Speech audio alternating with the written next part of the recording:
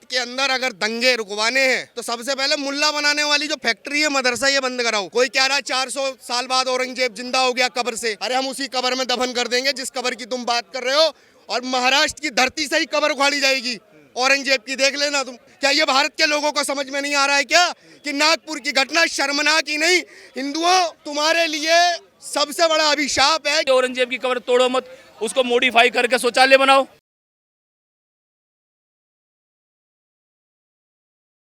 देखिए, महाराष्ट्र का नागपुर इन दिनों सुर्खियों में है क्योंकि बीते सोमवार की शाम जो वहां दंगे हुए उसको लेकर अब नई नई बातें सामने आ रही हैं कि एक महिला पुलिस अधिकारी की वर्दी फाड़ने की कोशिश भी की गई रोजेदारों द्वारा, और उनको गंदे गंदे इशारे भी किए गए, और जो गाड़ियां फूंकी उनको चिन्हित करके फूंका गया कि ये हिंदुओं की गाड़ी है, दुकानों को चिन्हित करके फूंका गया। तो इन तमाम मुद्दों को लेकर मैं फिर से एक बार पब्लिक प्लेस में हूँ, लोगों से बातचीत करेंगे कि ये सब देखकर सुनकर क्या जहन में आता है। क्या नाम हुआ सर? अमित सिंह राठौर। राठौर साहब, नागपुर हम काफ़ी दिनों से सुन रहे हैं, सोमवार की शाम जो दंगे फसाद हुए उसमें नई नई चीज़ें सामने आ रही हैं कि महिला पुलिसकर्मी की वर्दी तक फाड़ने की कोशिश हुई है। तो आपको क्या ये प्रथम बार कोई कार्य लग रहा है ऐसा किया गया उनके द्वारा? आप एक बात बताओ ना, नागपुर के अंदर कितनी जनसंख्या है हिंदुओं की? नागपुर में कार्यालय है आरएसएस का, मालूम है ना आपको? जहाँ पर जनसंख्या 70% हिंदुओं की हो, आरएसएस भारत ही नहीं दुनिया का सबसे बड़ा संगठन कहा जाता है, उसके कार्यालय पर हमला कर दिया जाता है। आप कह रहे हो कि महिला पुलिस को छेड़ दिया? जिसके यहाँ बलात्कार और मुर्दे के साथ रेप करना जायज हो, आप पुलिस को छेड़छाड़ गलत बता रहे हो? अभी उनके मौलाना और ये सारे निकल के आ जाएंगे, सब सही बताएंगे, क्योंकि उनके यहाँ तो लूट की, हिस्सेदारी की, बराबर की, बंटवारे की साझेदारी है ना इनकी। आप सबसे पहले बात को समझें कि नागपुर के अंदर जो हुआ है वो पूरे भारत के हिंदुओं के लिए चुनौती है। कैसे भाई? चुनौती नहीं है, जहाँ 70% हिंदू आबादी है, 30% आबादी 30 मिनट के अंदर बाहर आ जाती है और दंगा कर देती है। भारत की 100 करोड़ की आबादी नागपुर में ये नहीं देख पा रही है कि 30 मिनट के अंदर जो कृत करके दिखाया जिहादियों ने, औरंगजेब के जो नाजायज जो भारत के अंदर पल रहे हैं हमारे और आपके सबके टैक्स से, वो कर क्या रहे हैं? अभी आप अपने अधिकार की बात रखोगे और एक सीमा में रखोगे तो आपकी बात कानूनन रूप से बिल्कुल सही है, लेकिन जब आप अधिकार से बाहर जाकर बात रखोगे, जैसे अभी आपने बताया महिला पुलिस के साथ छेड़छाड़ हुई, अगर मैं उसको बोलूँगा सही हुआ तो आप बोलोगे तो आप बहुत गलत कह रहे हो। लेकिन यही बात मौलाना और उनकी लिखी किताब में सही बताया जा रहा है। वहाँ आज तक प्रशासन 70 साल से क्यों नहीं इस विचारधारा को बदल पाया? भारत के अंदर अगर दंगे रुकवाने हैं तो सबसे पहले मुल्ला बनाने वाली जो फैक्ट्री है, मदरसा, ये बंद कराओ, क्योंकि जब तक मदरसे की ये फैक्ट्री मुल्ला बनाने की चलती रहेगी, भारत के अंदर तो आप जो हिंदू मुस्लिम भाईचारे की बात कर रहे हो, कोई भाईचारा नहीं होगा।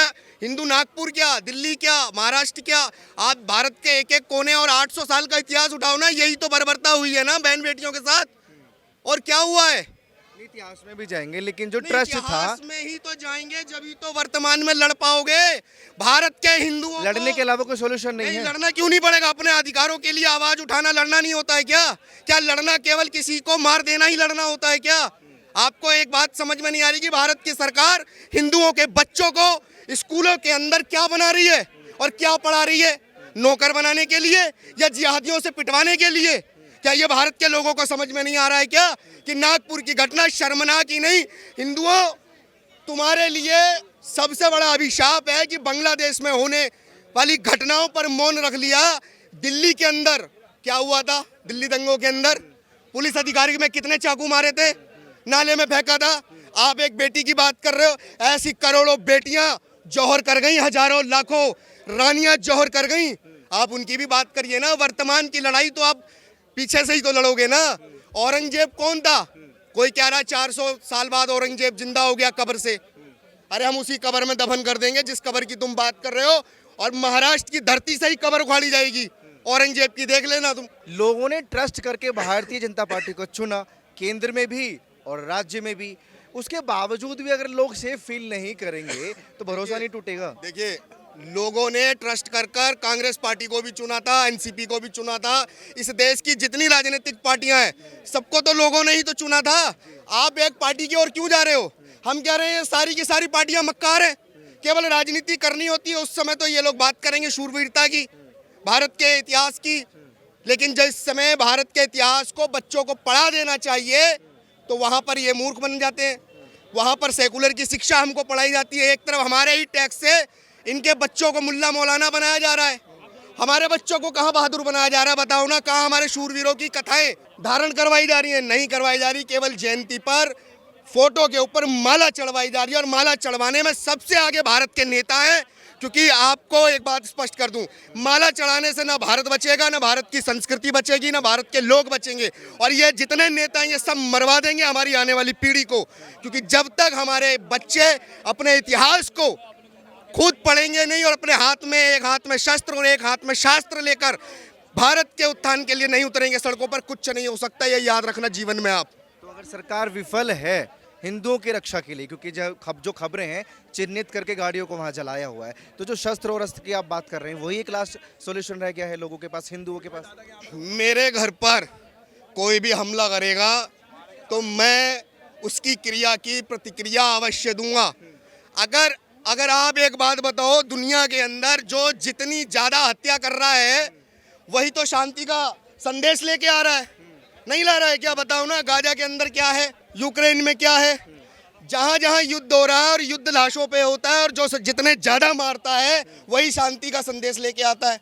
हम मूर्ख हैं, मरने के लिए पैदा हो रहे हैं क्या? या खामा खा का अपना टैक्स देके अपने बच्चों को मरवाने के लिए सेकुलर बनाएंगे और वो हमारे टैक्स से अपने बच्चों को क्या बनाएंगे? मुल्ला, जिहादी।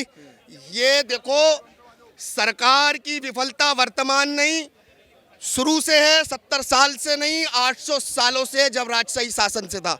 और इसका सुधार एक ही है, मदरसा हटाओ, वक्फ बोर्ड संशोधन की बात कर रहे हो आप? संशोधन करना क्यों है? वक्फ बोर्ड ही हटाओ ना। और अगर तुमको वक्फ बोर्ड देना है तो मैं सीधी बात कहता हूँ, भारत के जितने क्षत्रिय हैं उनकी रियासतें वापस करो। फिर हमने अपनी रियासतें वक्फ बोर्ड को दान देने के लिए नहीं दी थी। ये समझना होगा, भारत की 574 से ज्यादा रियासतों का विलय वक्फ बोर्ड को दान में देने के लिए नहीं थी भिखारियों को। भारत की उन्नति के लिए, भारत को समृद्ध बनाने के लिए हमने अपनी रियासतें और रजवाड़ों का दान दिया। रजवाड़े भी हमसे लिए और उसके बाद आज बची हुई हमारे बच्चों की जो जान है वो भी आप ले रहे हो जिहाद पढ़वा के। ये सब भारत में नहीं चलेगा, चाहे सरकार भाजपा की हो चाहे किसी की भी हो। हमने मणिपुर भी देखा और पश्चिम बंगाल भी देखा। अगर राजनीति का स्तर सही है भारत के अंदर, द्वितीय दर्जे की नागरिकता का संविधान नहीं है, तो हमने क्यों नहीं अभी तक पश्चिम बंगाल में राष्ट्रपति शासन लगते देखा? नहीं लगा ना। हिंदू राजनीति की भेंट चढ़ाया जा रहा है और राजनीति की भेंट पर ही भारत के अंदर राजनीति को लोग प्राप्त कर रहे हैं, हिंदुओं को मरवा कर। और हिंदुओं, तुम्हारे लिए एक स्पष्ट कहना है, तुम्हारी लड़ाई तुमको लड़नी है, कोई नेता नहीं लड़ने आएगा, अपनी लड़ाई खुद लड़नी होगी। मुझे एक बात बताइए, गुस्सा आपका जायज़ है कहीं ना कहीं, क्योंकि काफ़ी विचलित करने वाली तस्वीरें वहाँ से आई। आप करना बहुत कुछ चाहते हैं, लेकिन जो महाराष्ट्र में बवाल चल रहा है औरंगजेब को लेकर, उसकी मज़ार को हटाना मुमकिन है? प्रैक्टिकली सोचिएगा थोड़ा सा, क्योंकि वहाँ के विपक्ष के नेता कह रहे हैं कि सब कुछ इनके हाथ में है, सत्ता इनके हाथ में है, केंद्र इनके हाथ में है, तो हटा दीजिए ना। ये गुमराह करने की साजिश है सिर्फ। पहली बात तो औरंगजेब की मजार होना ही गलत है भारत के अंदर। हटाना तो आप कह रहे हो कि हटाना संभव है, बनाया जब संभव हो गया बनाना और उसको सुरक्षित रखना, तो हटाना कोई बड़ी बात नहीं है और हटाई जाएगी। औरंगजेब से भारत के इतिहास का कोई लेना देना नहीं है। जो क्रूर था, जिसने बहन बेटियों के साथ बर्बरता करी, हमारे मंदिरों को तोड़ा, उसका स्थान भारत की भूमि पे कहीं नहीं है। कब हटाई जाएगी? जब पूरा महाराष्ट्र जल जाएगा? महाराष्ट्र तो नागपुर जला है, महाराष्ट्र जल जाएगा। हम कह रहे हैं हिंदू जग जाएगा, उसी दिन हट जाएगा। आप क्यों जला रहे हैं महाराष्ट्र को? आप बताओ ना कि हिंदू को जागना ही तो है, नहीं तो हिंदुओं को तो भागने के लिए विवश कर दिया है ना नेताओं ने। ऐसा तो नहीं कि अभी जो तस्वीरें देखी नागपुर से, कि ये खौफ ज़्यादा होकर ये फैसला ही वापस ले लें कि ये मुद्दा ही ड्रॉप कर दें कि भाई अब औरंगजेब पे जिक्र नहीं होगा या औरंगजेब की मज़ार पर कोई जिक्र नहीं होगा, हटाने का कोई जिक्र नहीं होगा? नहीं, औरंगजेब की मज़ार हटाई जाएगी। सरकार हटाती है, हटाए, नहीं तो कार सेवा होगी और ऐलान हो चुका है। और कार सेवा 100% की जाएगी। और केवल औरंगजेब नहीं, हर उस आक्रांताओं के नाम और उन चिन्हों को मिटा देना चाहिए भारत के अंदर, जिन्होंने बर्बरता के आधार पर भारत के अंदर नरसंहार फैलाए हैं, भारत की संस्कृति को नष्ट किया है। एक एक आक्रांताओं का नाम मिटा देना चाहिए इस भारत की भूमि से, औरंगजेब ही नहीं सबका। जैसे बाबर का मिटाया वैसे ही औरंगजेब का मिटाया जाएगा। कोई भी आक्रांता हमें स्वीकार नहीं है, क्योंकि आप भारत के हिंदुओं के साथ खिलवाड़ कर रहे हो। भारत की संसद में बैठकर आप समानता के अधिकार की बात कर रहे हो, लेकिन हम लगातार देख रहे हैं समानता के नाम पर विशेष कानून दिए जा रहे हैं, लेकिन हमारा हनन हो रहा है उन्हीं कानूनों से। ये क्यों नहीं बता रहे हैं फिर? नहीं, मुझे एक बात बताइए, कार सेवा का आप जिक्र कर रहे हैं, उधर वो पक्ष भी प्रताड़ित खुद को कहते हैं, कौन वो प्रताड़ित वक्फ है? बोर्ड को लेकर पूरे देश को शाहीन बाग बनाने की बात करते कौन हैं। प्रताड़ित आप है? आप बताइए ना कौन प्रताड़ित है? अभी 4 दिन पहले मैंने मीडिया वाले देखे हैं, लाख मुसलमान उतरे थे जंतर मंतर पे, आधी से ज्यादा आपकी जमात प्रताड़ित हो गई थी। किसी का बाल खींच दिए थे, किसी को धमका दिया था, किसी के साथ अभद्र भाषा का प्रयोग कर दिया था, तो वो भी तो प्रताड़ित करना था। लेकिन उसे भी तो आज लोकतंत्र में अधिकार बता दिया। बताइए ना, पत्रकारों के साथ हुई बर्बरता, वो जिहाद- लोकतंत्र में अधिकार हो गया ना। जिनको जिहादी आप बोलते हैं उनका कोई सोल्यूशन नहीं नजर आता सिवाय लठ के। कहना हाथ में लठ लो, बात क्यों करनी है? बाहर भगाओ ना।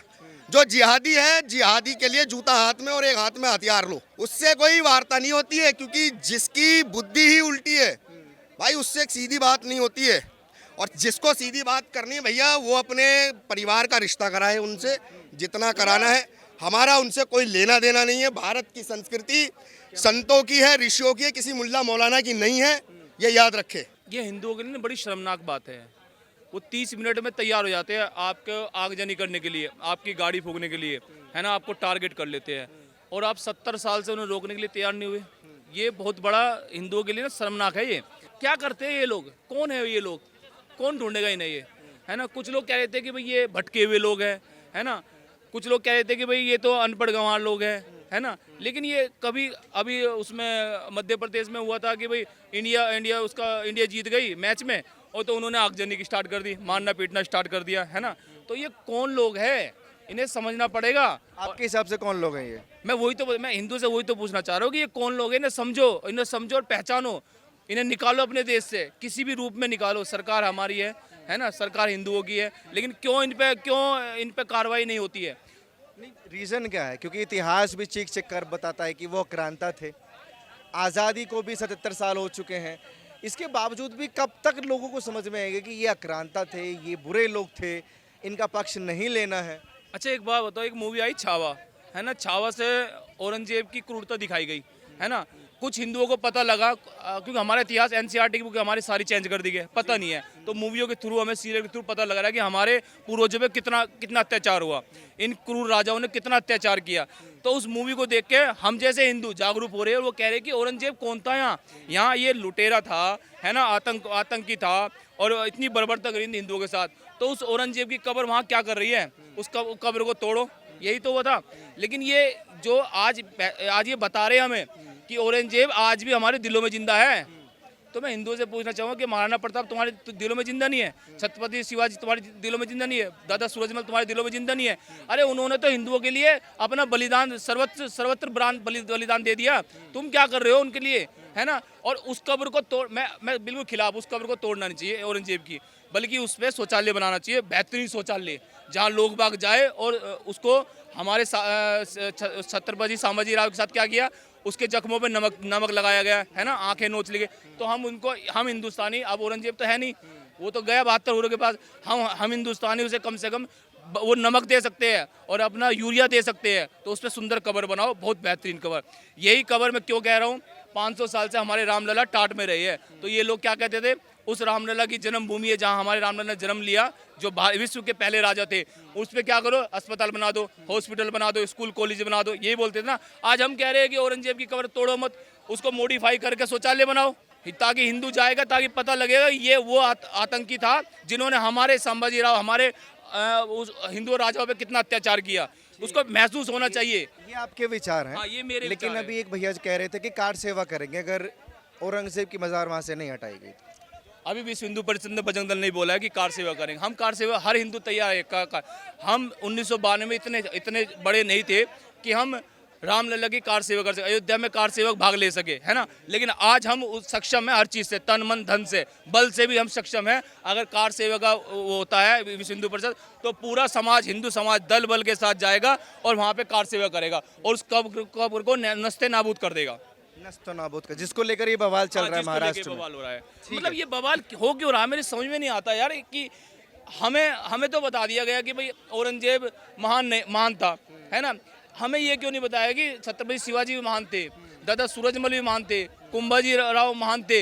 ये सारे महान नेता, हमारे जो इतने महान नेता थे जो जिन्होंने अपना धर्म नहीं बदला। आज हम जो पत्रकार महोदय बोल पा रहे हैं ना, वो भगवान नहीं थे, लेकिन भगवान से कम भी नहीं थे।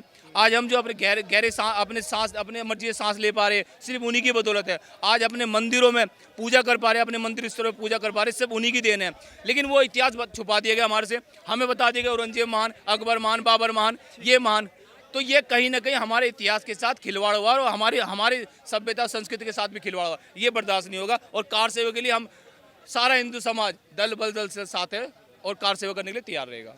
कार सेवा के लिए तैयार है। बहुत शुक्रिया। लोगों से बातचीत कर रहे थे कि नागपुर दंगों से जो तस्वीरें सामने आ रही हैं और अलग अलग चीज़ें हैं, क्योंकि नागपुर बड़ा सुर्खियों में इन दिनों में है कि वहाँ महिला पुलिसकर्मी अधिकारी पर छेड़छाड़ भी की गई जो रोज़ेदार हैं, और रमज़ान का पवित्र महीना चल रहा है, उसके बावजूद गाड़ियों को चिन्हित करके वहाँ फूंका गया, दुकानों को चिन्हित करके वहाँ फूंका गया और खूब आगजनी की गई। आप लोग अपने कमेंट सेक्शन में दीजिए और ऐसी खबरों के लिए जुड़े रहिए हमारे साथ और देखते रहिए ओ न्यूज़ हिंदी।